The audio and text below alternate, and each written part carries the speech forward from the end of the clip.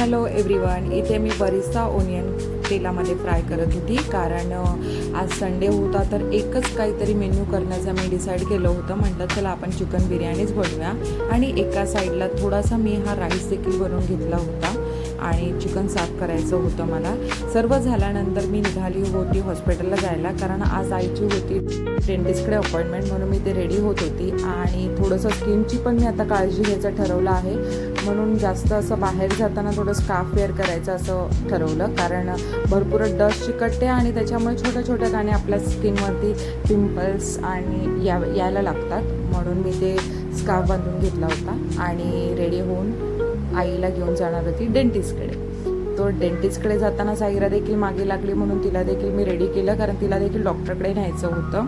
आणि मग आम्ही बाईकवरनं निघालो. जाताना भरपूर ऊन होतं म्हणून आम्ही छत्री देखील कॅरी केली नव्हती, पण नंतर खूप पावसात आम्ही भिजलो कारण पाऊस आला.